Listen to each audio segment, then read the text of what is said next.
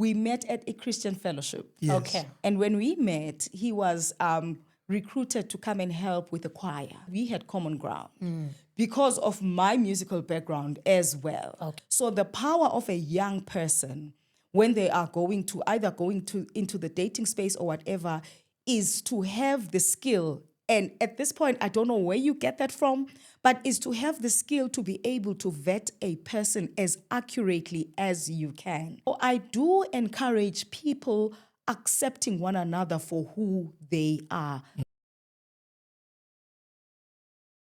Well, ladies and gentlemen, thank you so much for taking your time and viewing this episode. This is, of course, Love, Marriage, and Family Podcast with myself, Mo, and this beautiful lady over here. Her name is Pindi. The wife of your youth. The wife of my youth. We'll be speaking to a pastor, so we need to... Yeah.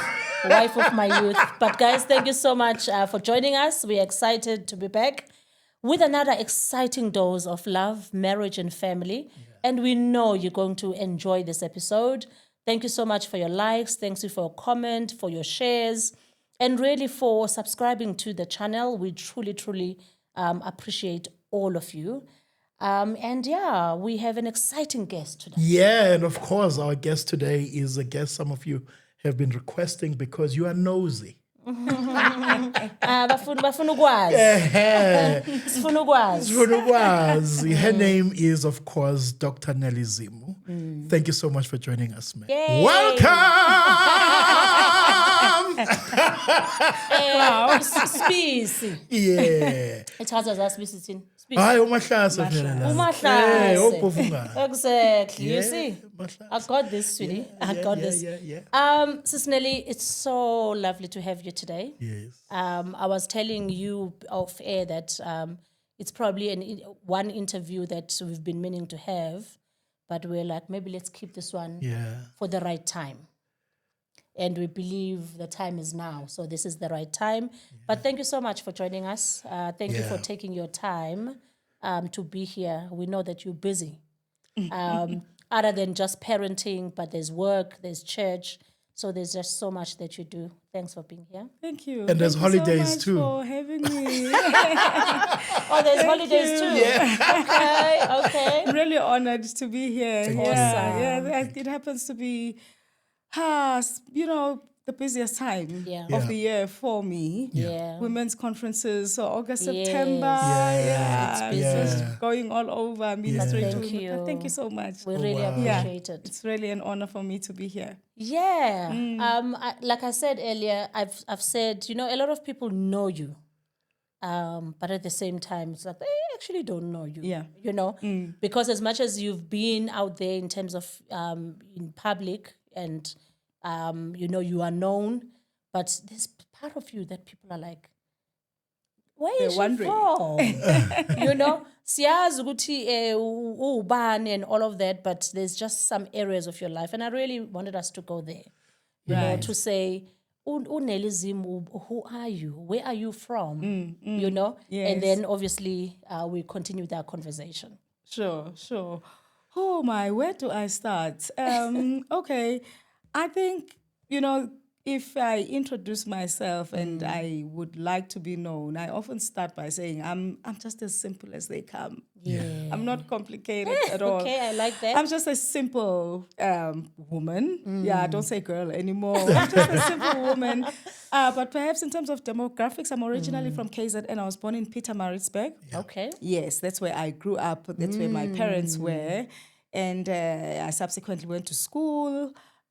Boarding school for high school and everything, and then went to UKZN. Okay. Yeah, it was at UKZN that I met Unei, and we subsequently got married, and then we moved this side.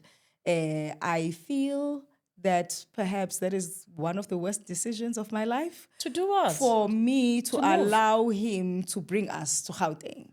Because I love Durban with every fiber of my being. Real? So if I were to be given an opportunity to start over, we would get married and I would say, love, let's stay in Durban. Yeah. I think you've got a friend here. Absolutely. Absolutely. That's our battle at the moment.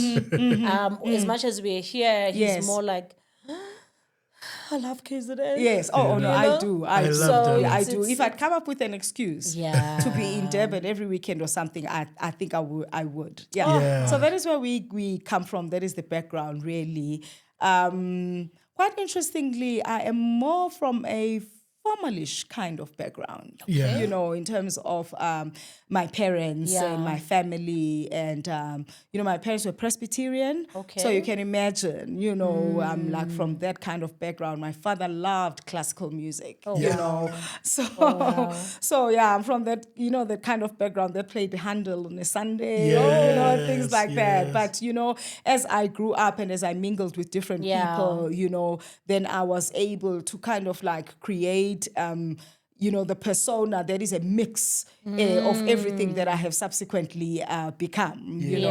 So that is our background. We met at varsity during the varsity days, Yes.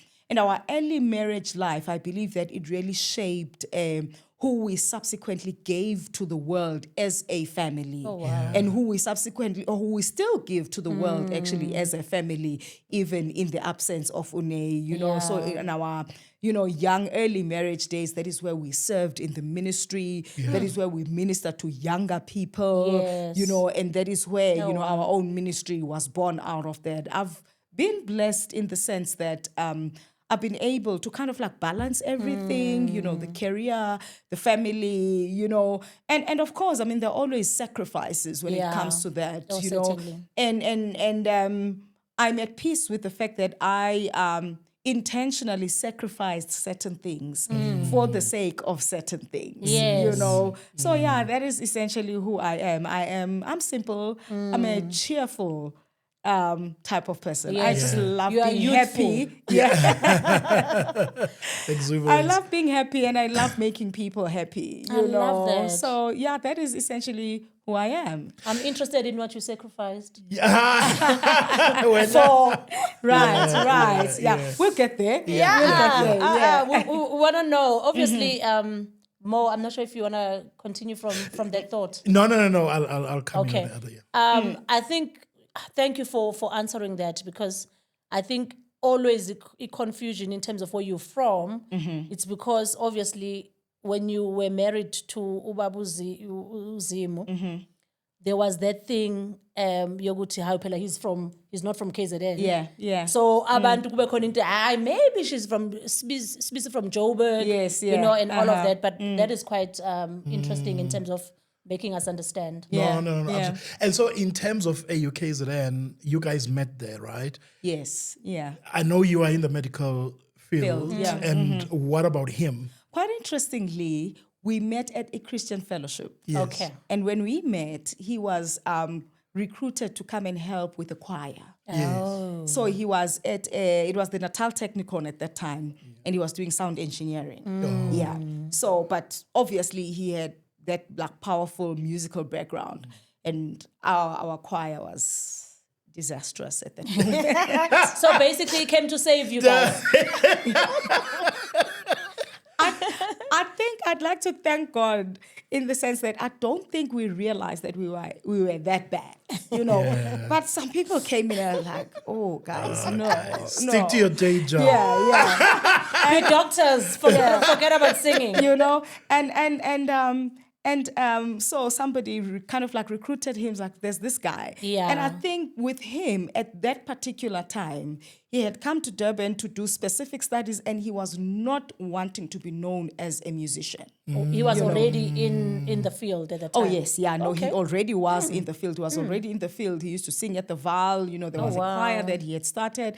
Val Sound Chorus, a whole lot of people, came out of that background. But he was at a point in his life, and quite interestingly, the one thing that a lot of people don't know about Une is the fact that he had gone to a music school in Joburg at a time with Moses Taiwa Mlelekwa. Oh, wow. Yes. I remember him. So, they were both pianists and they were both Moseses because Neyi's other name is Moses. Moses. Yeah. And, and it was like, he was like in that era and whatever, but then he decided, you know what, let me just pursue sound engineering. So he Yes. did not want to be known as a musician. So that is where we met. So it was like really through the Christian fellowship. So he was not necessarily on the same campus, but because, of those interactions and that is where we met. And I believe that, we had a lot of common ground, which is why it was very easy for us to befriend one another at that particular time.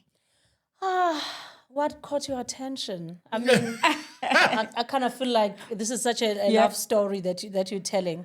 So he comes obviously to assist your guys' singing ability, which was lacking at the time. Yeah. How did it begin though? Here he was trying to assist you. Where did things begin for the two of you? Was it immediately or not after some time? Not necessarily. I think what the interesting thing is that we had common ground because of my musical background as well. Okay. So there was a lot of musical common ground at that particular time, which kind of like sparked our friendship. We started off as very good friends. Oh, wow. And to the point that, the day he said, you know what, this is actually where I am at. I felt, Brawam, uyangideceive manje. Yeah, you're gonna miss this whole thing. Yes, So yeah, that is how it really started. We really had like common ground, and actually, having started with the choir, so he would come and help us with the rehearsals and everything. In fact, first time he uttered a vocal note. In my heart, I was like, wow, this is such a distinct voice. Oh, wow. And I remember, as we went along, we started interacting with your Oasis of Life choir at that particular time, your Mtunzi numbers and everything, long before, your family factories and stuff. Yes. I tell Mtunzi, I was like, you know what? Ask this guy to sing. He's got a beautiful voice, And he was playing drums with the group at that time. And Mtunzi's like, are you sure? I'm like, Joe, just do what I say. You're not going to regret it. Trust me. Yes, and that is when, then they started, having those groups where they were singing with Bo Margaret and Abo Vicky and things like that, So, and it's quite interesting, actually, that even to this day, and this is not spouse marketing, right? Yeah. This is not sentiments. This is like the sensible musical me. Gotcha. I Yes. still believe that Udne has a voice that is very different, very distinct. People sing well, and you realize that in the music space, sometimes people sound like one another, but his voice, it still has that thing that is Very like unique. really very unique, So so that is where it started. So we started off as like with a very good friendship, and it continued even after, we were married. We continued to be very good friends. Very good friends. Yeah. I mean, it started on the right, note. Yeah, but I mean, is that something that you would encourage though? That is that of, because in church, I'm segueing just a little bit, but in church these days we have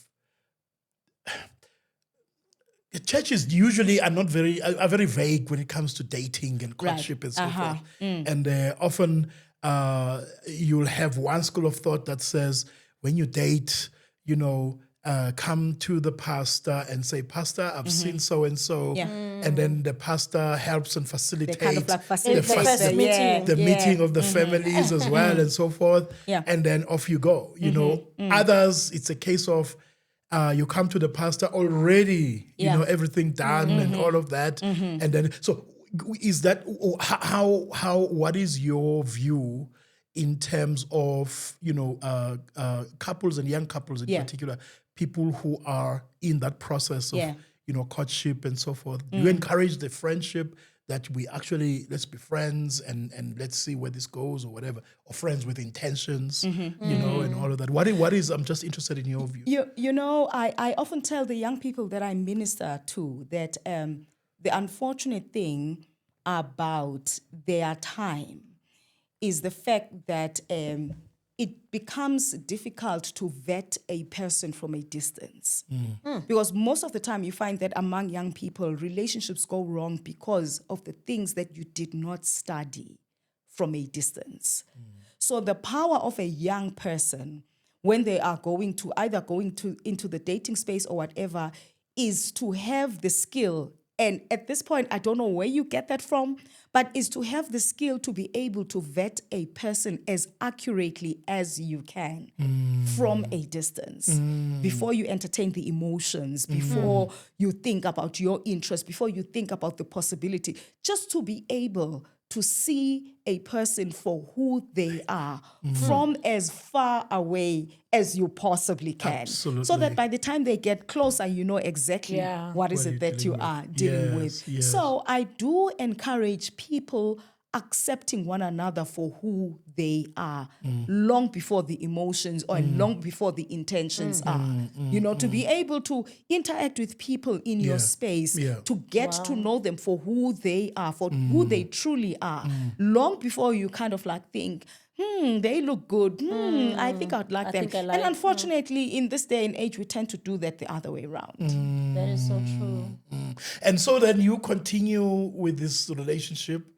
And at what point do you then decide, okay, maybe he decided, maybe ukuthi-ke uzothumela umalume-ke manje and so on. I mean, is it now after long after you've been working, graduating? At what point does the relationship change from just friends to friends with benefits? To friends with benefits, right? I think the moment he introduced that, we were very clear about the fact that people don't date for fun. Fortunately, that was part of our background and that was part of the principles by which we lived, even prior to us dating, So by the time he pops the question or by the time he makes his intentions clear, it was clear about the fact that, we are not experimenting here, but we are building something.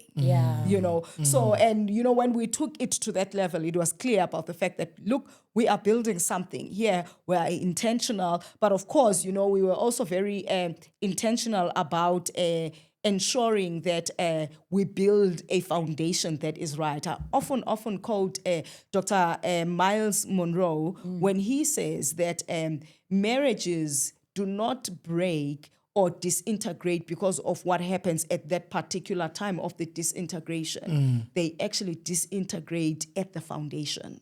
So when the foundation is not right, that is where you start destroying it. So he popped the question.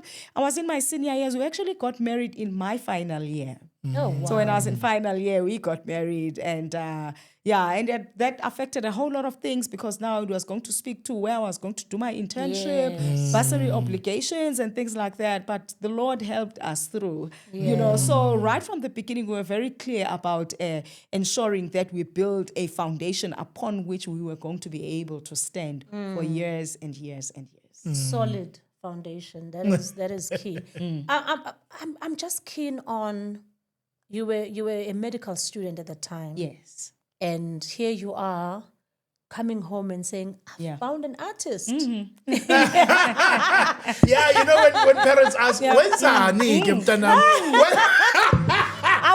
found an artist that I want to marry. I mean, cool. I can imagine at home, obviously, they're like, Haibu. When's that? And I mean, we come from an era where parents will recognize certain professions. And being an artist, I mean, especially back then, it's not something that will be easily be acceptable. How was that journey? I mean, uzolethi artist ekhaya ucula gospel. Wena udokotela. Uthasithini mntanami? Uzothola nini umsebenzi wangempela? Umkhwenyana usawufuna umsebenzi. Quite interestingly, when we got married, he was still with the SABC. So he was working full-time as a sound engineer. Oh, great. But still, the expectations that you go to medical school, you get another doctors marry doctors. And lawyer. But I think for my parents, the key thing was the fact that he loved God. Oh, wow. So for them, the career came second. The important thing that they wanted to know was the fact that we are called umuntu wakho, and uNkulunkulu wangihambela phambili because in terms of music and everything, already he was, my brother is a musician, my older brother. Yes. So already he was in that space. So he already knew him, So I also had a backing, My brother at least. Right. But, I think this is where uNkulunkulu taught me specifically authenticity. Oh, wow. Because I could have gone out there wanting someone who was going to, flash the degrees and this, for the sake of that. So that is really where please your God parents. taught me authenticity, to say, siyakholwa, siyamlalela uNkulunkulu, but sometimes we struggle with the confidence yokuthi this is what God has said. Yes. Yes. So and I think at that time in my life it really taught me ukuthi confidence yokuthi this is what God it. intends, and quite interestingly at that particular time also for us it was not about what you have accomplished, but it was about who are we becoming. Our focus was our capacity for both of us. Yeah. As we started our married life, it was about uguti, who are we becoming? Where are we going? What are we capable of? What are we building together? Yeah. We both found it very unfair for us to expect great things out of one another. Sibe singancedananga ekutheni who are we becoming and who are we building together. So for us, it was really about that, us building one another to become the ideal that we had created for ourselves. Oh, wow. And then obviously you moved from Pietermaritzburg to Gauteng. Yes. And we were I based mean- at the Vaal at that time because it's originally from the Vaal. Exactly. Yes, And here you are, Nkosi yam, Zulu speaking. Yay! Yay! Zulu speaking eVaal. So I've been eVaal ngiyazi Yeah. ukuthi it's not easy to penetrate, Oh, yes. Oh, that yes. market. Oh, yes. Market. For a lack of a better word. How were your early years? Nangu Putulande, a sister from KZN, Yeah. umletha eVaal. How were your early years of your marriage in terms of trying to integrate and adjust? In fact, I actually, even to this day, I say, "Good, abantu baseVaal, i-problem abantu baseVaal, iVaal ayiphumi emntwini. Oh, okay. Ayive ingaphumi emntwini, ngisho sehlala e-4ways. iVaal But we had okay, the family was very welcoming. And I think for me, that was the most Number important one. thing. Yes, the family was very welcoming. And I felt at home, like almost immediately. Yes. And we had good groups of friends, young couples at that particular time, and friends who were also like very welcoming. And so we created this society for ourselves, people who loved God, people who had a strong church foundation. Yeah. So, it was not as bad as I had expected that it would be, And I was fortunate in the sense that in terms of the language as well, which was also, A barrier. Yes, a barrier in my workspace, in the hospital setting, bakhuluma yonke into, so, it was very easy for me to adjust. Yeah. And then at what point do you then decide during the course of your marriage, Siyathandana, you are working at SABC as well as now, obviously have recorded, albums and so forth. Yes. When I practice and so forth. At what point do you then decide, I think God is calling us to start a church? Yes. That's very, very interesting. In fact, we used to be part of Change Bible Church Yes. Okay. under the leadership of Pastor Nzo, Yes. And that was preparation ground for us in the sense that uNkulunkulu taught us to serve. We served in that church. Wow. We were leading the choir. We were transporting young people. Okay, they're not so young anymore now. But, we just went all out, And then he gets to the point where he says, so serving God was part of the package. Yeah. We're very clear about that, that each and every one of us has their own personal ministry, whether you are under the leadership of another church or whatever, And then he gets to the point where he says, you know what, love, I feel that I've done everything that I've managed to do in this setting. but I would like to take this God thing or this ministry thing to another level. The one beautiful thing that uNkulunkulu angisiza ngayo at that particular time is that I saw things coming. You know, so by the time he says that, you know, this is what I'm looking at, and the Holy Spirit has already prompted me, because I learned to serve him at a very young age, very young in our marriage. It was always like that. I remember one of the pastors who was mentoring us at that time was also actually quite concerned about the fact that abantu nje umuntu megabizwa nje ugijima nobizo akhohle ifamily athini, and he was like, are you sure you're ready for this? And I was like, you know what, I saw it coming. So by the time he said 1 love to 3, I was like, you were already there. How high? Yes, you know. So that was it. But I was very clear about a couple of things. Number one, we were not going to go out there and not be accountable to anybody. Oh, yes. I made that very clear. You know, that asizuvele sigijime nje and start hiring a venue, singazi ukuthi si accountable to ubani. Yes. So accountability was very important for me. And mentoring was very important. Athi umuntu nomuntu uyamazi umuntu wakhe. Yes. So nami angimazi umuntu wami ukuthi impulsive unjena, you know. So I was like, it's very important that yes, that we are grounded and that we are accountable and that we are mentored. And uNkulunkulu did provide for us a mentor at that particular time who was able to take us through that, who was able to ground him as he should have, who was able to keep us accountable. In fact, that gentleman still is my spiritual father to this point. You know, he continued to support us. So yeah, that is what really happened. And I really thank God, Uguti.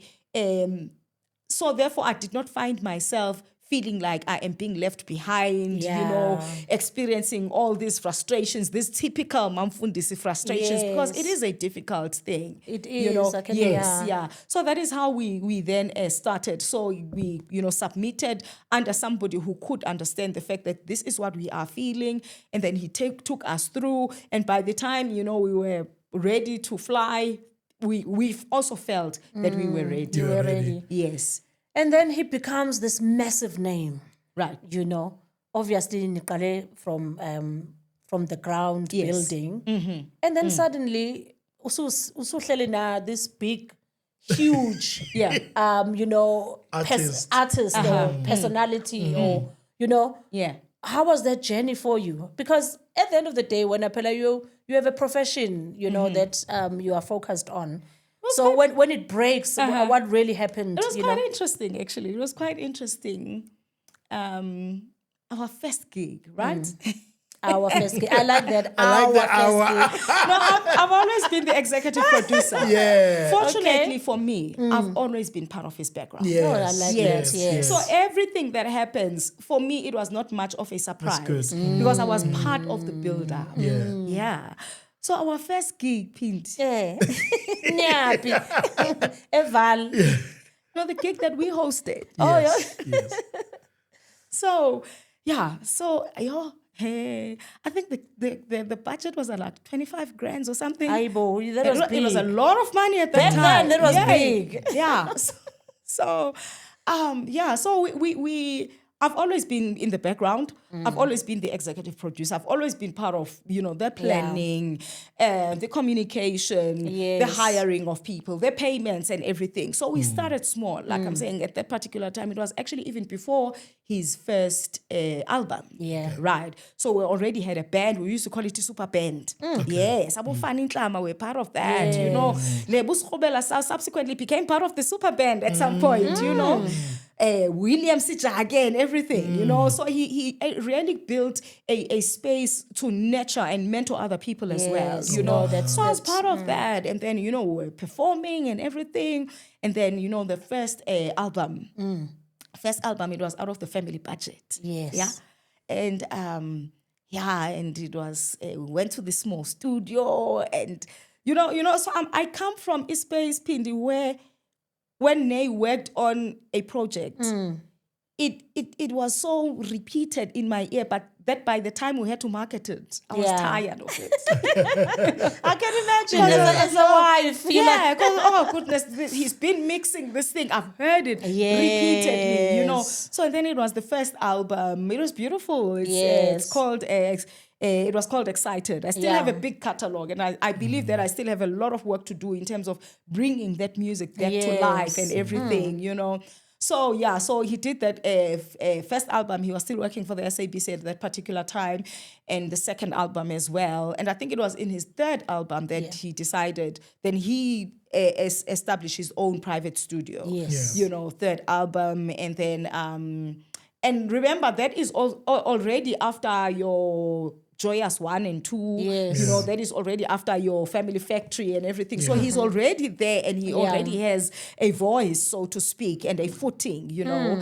And I loved his third album. It was called The Message. Oh, beautiful, beautiful.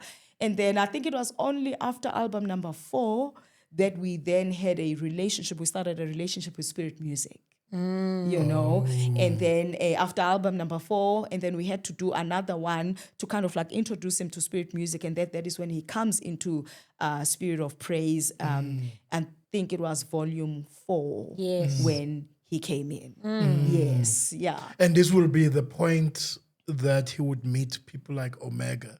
Yes. By the way, he told us a lot. My goodness, we had Omega here. And his wife, I saw the he episode. speaks I watched so highly. I watched of your the husband episode. so highly, and it was so humbling, you know, for us as well. I mean, just to listen to that. Yes, so that's the point that he meets up with. That's where they meet up. They knew one another from a distance, though, you know. But that is where they start then having a working relationship. Because you know, in view of their giftings and their style of music and everything, I think it was after Spirit 5, then they start Friends in Praise. You know. Oh, wow. So this time you already have your children. You've already decided we're starting a church. We are no more the Ishopi value and no more kids and all of that. So now you are focused on the church. Is that the case though? Everything happened together. Everything happened together, yes. Because when we started church, it was in 2005. So Umuzi was like 3 and Ukwezi was 2. So everything like really kind of like went through together. If there's one thing that the Lord really helped us with is balance. Oh, yes. We were able to balance everything. You know, we'd sit down and be able to say, hey, Engati, this one is falling behind, you know. And this is actually the sacrifice that I am talking about. Because had I decided, for instance, to go to academia completely, there were many things that I would not have been able to do in terms of supporting him in music, in terms of supporting him in ministry, and in terms of raising the children the way that we did. So, and by the way, we did have a Latlameki after that. Because like also is 13 now. So she came when it was like, oh, goodness, we thought we were done. Same and then she as came us. through. For a 12-year-old, you're like, where did this one come from? Yes. But, you know, I believe that children also have their roles that they play in your life. You know, and, you know, from a psychology side of things, we often say that each child meets a different version of you. You know, that is so true. You know, when your first one is born, and when your second one is born, you're not the same person that you used to be when you had that first one. 100. So they each meet a different version of us. And I must say, with my last one, she's kind of like helped me to keep me young. You know, I'm forced to be young because I have a young one, you know. So we kind of like had things going together like that. And how is it like? I mean, a lot of artists now, gospel artists in particular, a lot of people starting churches, you know, and so forth. How is that? How is that journey? How is it like? Because I gather it's not the same, you know, as being at a gospel concert singing. Of course. Everybody, you know, sings along and whatever. Of course. Starting something from scratch, you know, like a church. I'm sure at the beginning you're like, you know what, all of those people at that concert, they're coming here. You know? and just making that decision. You know, how is that journey? You know, that is actually one of the things that frustrated Uzimu. I can in the sense that on the pulpit, he is delivering something different. Yeah. He's clear about the fact that he's not driving a show. Got you. And yet Sure. people come for the show. It's not a gospel concert. No, it is not a yes. gospel concert. You know, Yes. and yet people tend to want to come for the a show. concert. And he is here saying, guys, you don't get what God is doing and what God is up to. This is not supposed to be a celebrity thing, but this is supposed to be a God thing. Yeah. So quite interestingly, a whole lot of them go into that space being driven by what God is doing, being word driven, being pastoral. And yet people, unfortunately, are drawn by the big name. figure. And that they get there, they expect the big figure, and the big figure is in a different space. You know, so it was. And it it's may quite- even be a space that maybe it's not their cup of tea. Exactly. And you can only imagine then what happened when he passed away. Of course, there were those who still would stay because the celebrity is there. You know, but the moment he passes away, I expected He's people to gone. leave because I was like, I'm not him. You know, and unfortunately, if you came for a celebrity, the celebrity is not there anymore. But if you came for God, hang around and God let's is journey here. with God God. will be here. Let's talk about the Get into that. 4th of was it the 4th of December? Yes. 2019. I remember that day so vividly because it almost felt like no, there's going to be something else that's going to be said. Yeah. Maybe there's a correction somewhere. There's something that people are missing, you know? When those Fake news or oh, something. I'm telling you, No, for it me, was I thought, unbelievable. someone is going to make a correction. Yeah. Something is not right, you know? So 4th of December 2019, these news obviously break for us. Yeah. And I'm sure for you, because you were there. Yes. You know, tell us about that. You know, the experience. I know that he obviously did get sick prior to that. Can you please take us through that journey? Yeah. So what happened is that Neyi had T-cell lymphoma of the skin. That is what we call it, right? We traveled through that, and I'm very grateful to God that in the early days of his sickness, we kept everything private. Yes. Because I think it was just going to be messy, you know. So so that is what he goes through, you know, the light therapy, this and that, and everything, you know. And when he passed away, he was ill. He actually passed away 2 days before the scheduled discharge date. Yeah. Oh, wow. He was weak, he was ill, but we were hopeful. Yeah. You know, we were hopeful and we had planned. We had planned that, okay, fine, you go home, you're going to rest, you're going to recover, and then we're going to give things to time and everything. Sure. So you know? he was So in as treatment. much as the cancer was harrowing, at that particular time, we were expecting better. Yes. You know. So and he passes away, you know. And for the most time, I was in my servant's mode, you know, in the sense that it was important for me to ensure that the church is taken care of, the kids are taken care of, you know. I remember actually when he passed away, right? So, okay, fine, he's certified, undertaker takes him, blah, blah, blah, blah, blah. And I'm thinking, my goodness, I need to make sure that Omega does not hear this from anyone else but me. Sure. You know, and Matthew, and. In fact, interestingly, so we are preparing to go home, and my brother-in-law says, okay, go home and write a media statement. Yeah. When afoot? Oh, yes. Sure. Yeah. So I get home, I draft a media statement, I send it to him for approval so that at least we submit it properly the following day. You know, if my son was not with us at that time, he was going to hear about his father's passing through social media. Oh, yes. You know, so it was that type of setting, you know. So in as much as he was extremely sick, we did not get to the point where to the dying phase. You were ready, yeah. If you know what I mean. Yeah. You know, because Yes, people go through the dying phase, yes, you know. yes. So it was a sudden death within a hectic, cancerous setting. So it was that type of thing, you know. But we had learned to accept things. You know, we had learned to accept things. And the one thing that I learned from that time is the fact that no matter how painful or difficult things are, you cannot afford to go to God in a desperate kind of way. When you go to God, don't be desperate. You know, yes, you may want things, but desperation should not be part of the picture. And every prayer that we made, I was very clear about the fact that, you know what, Baba, ayikhululi wena le.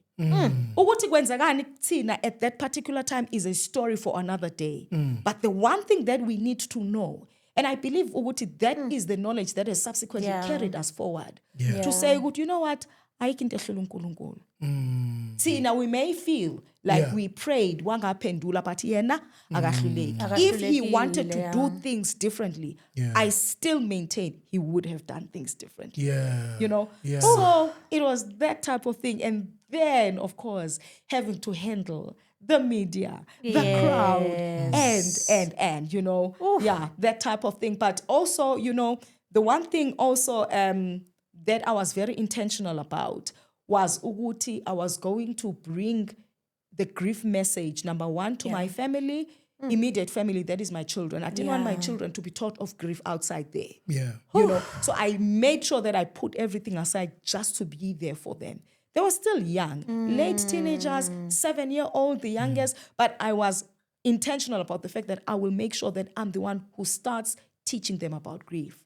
At my church, we went through debriefing sessions, you know, and like initially when I told them, Guti, you know, this is what we're going to do, I can imagine a whole lot of them kind of like thought, hey, drama. But how did you break the news to the kids, though? To the kids. Okay, so my son was with me. Yes, the eldest son. Yes. Yeah. So we drive home and we kind of like think, okay, what are we going to say? And we're like, okay, if we get the girls sebalele, sizobayeka balale, and then we'll tell them in the morning. But if we find them besahleli, sizobatshela. And guess what? Sabafica behleli. And there was no running away from there.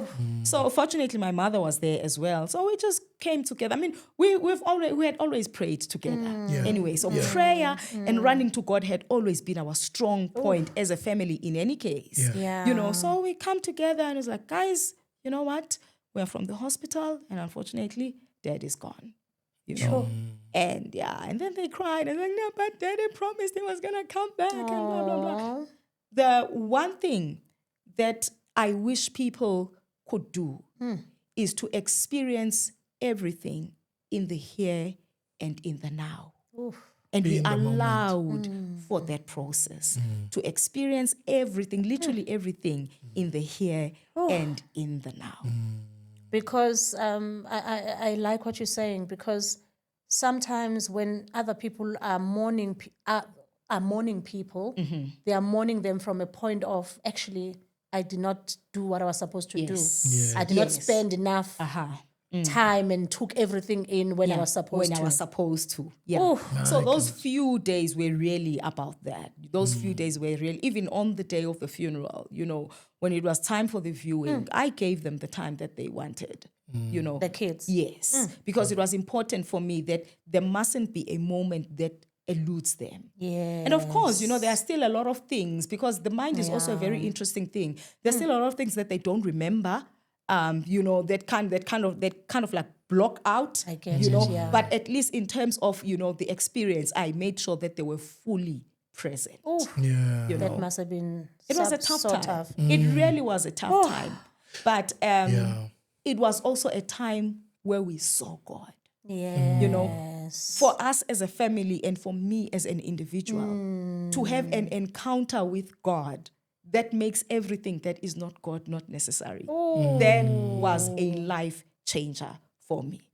And of course, the reality of grief and the reality of someone's death comes after. Long after. So then the rest of your life is about handling the aftermath. Yes. But I must say, you were so great at pulling your children towards yourself. Because, I mean, that was very evident. You Yeah. know, that you will make sure that Yeah. they possibly don't even feel that something has happened. Yeah. Yeah. Yeah. I remember, when I would observe how you would relate to them and all of that. Yes. Then Yes. comes a Sunday. Yeah. Because that was that always, I think when Babu Neyi passed, I was my heart was, oh my gosh, life continues. Yes. There's a church. Yeah. There's a Sunday. Uh-huh.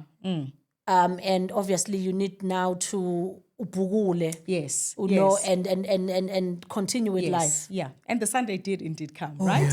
Yeah. And the Sunday did come. And our Omega actually came to church on that Sunday. Oh. Yes, they came to fellowship with us, you know, and they had been with us through that time. You know, there would be a time where I would have to rush to the hospital and they would take the kids out for lunch and things like that. So they were there. And I did not even feel the sense of responsibility on that first Sunday.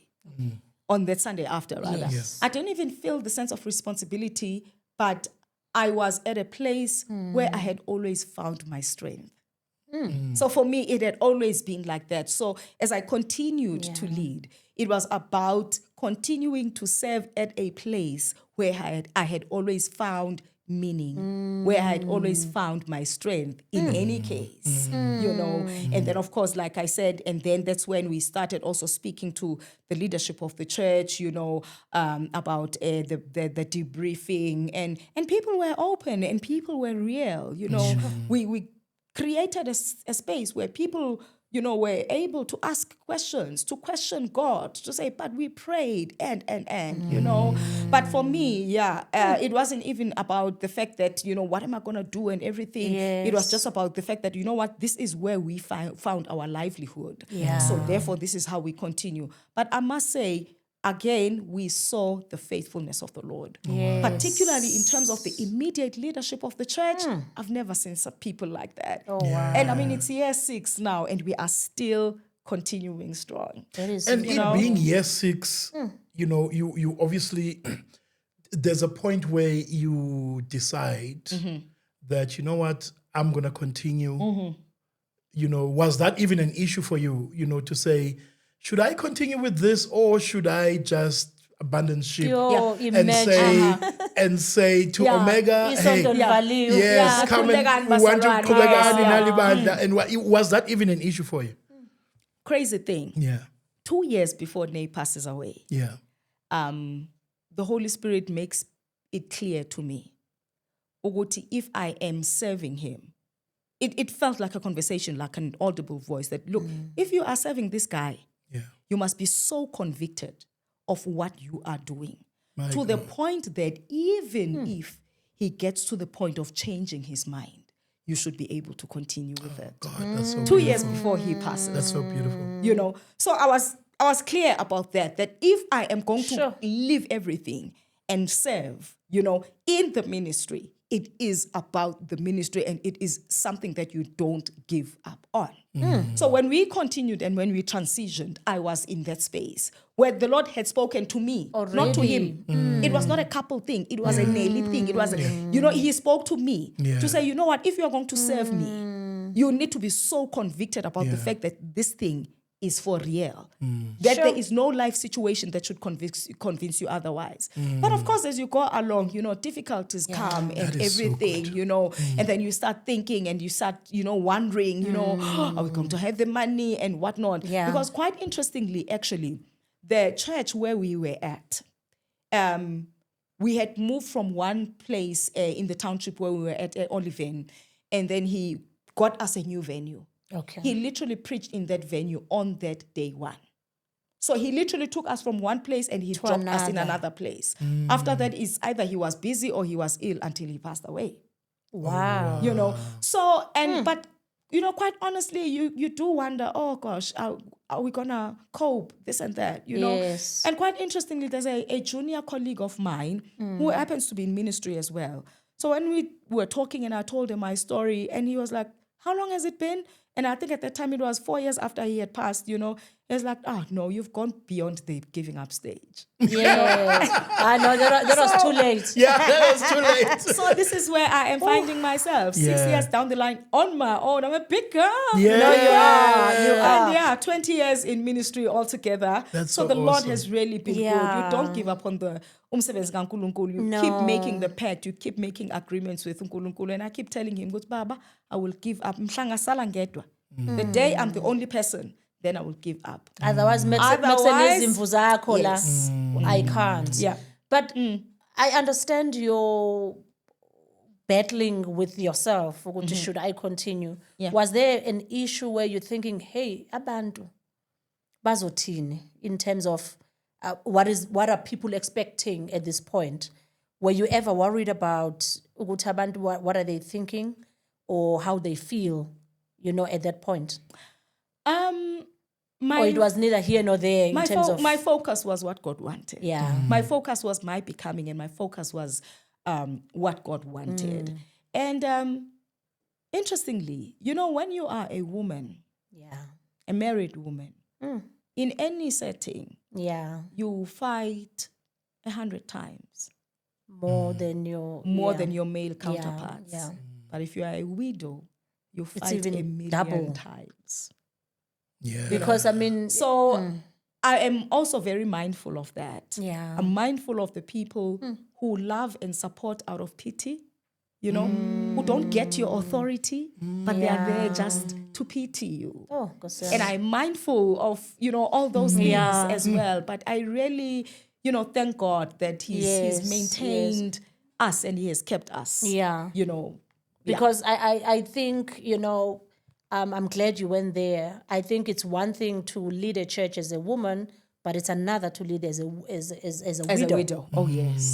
Because then society has certain expectations. Yes, of course, of Ukuthi course. hayi akahlali ngani phansi. Yes, yes. You know, yeah. uqhubekelani and all of those things. And actually, some people would actually advise that, you know, and I had always told myself, Guti, uzongitshela uNkulunkulu. Yes. Mengakasho lutho. Yes, ngizozwa ngaye, you know, and yeah, and it's continuing. It is continuing through God's grace, and uNkulunkulu has helped me a lot as well to, you know, confidently and peacefully speak uncomfortable grief issues to other people as well. That's so good. And I think that the fact that you are in the health profession, Yes. it also helps, you know, in terms of carrying that message through. Isn't God wonderful? Yes. That the day you decided to get into that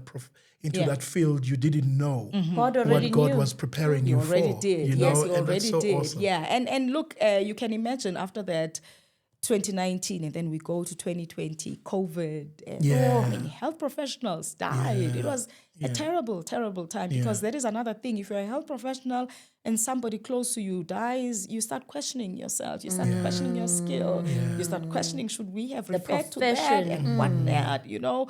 But yeah, I think I'm just standing here. I often say that when you see me, you don't even need to hear me say anything. When you see me breathing and walking, just know that God is able to sustain a person no matter how difficult the circumstance. So, And you've maneuvered through incredible. this life with such grace because Yes. a lot of there are a lot of people who will not be able to go through what you went through. You know, to be married to this gentleman, you have family, children, you are starting a church, and there's the music career as well, and he passes away, and you are left there by yourself. Yes. You know, now the things that he would normally take care of, Yeah. he's not there. yes. You are now yes. there by yourself. yes. Sometimes putting out this fire, and then there's that one, and you know, how does it look like? What does it look like being a widow, or should I put it this way? How does it look like being a single woman running a ministry, church? What does that look like? it looks funny. Yeah. It Love looks the odd. honesty. Yeah, no, it looks funny. It looks odd. You kind of like have to keep marketing the idea. Yeah. Not desperately. Yeah. Don't have to be desperate. You just have to be who you are. Yeah. And just keep pushing this thing. Yeah. The one thing where the Lord has helped me is for me to be able to identify the gifts of the people that are around me, male and female. Yes. So you'll find that in my leadership setting and in my church setting, I encourage ownership. Because you see, sometimes people, especially in the charismatic setting, there's one person at the top and people kind of like expect that, they will say this direction and that.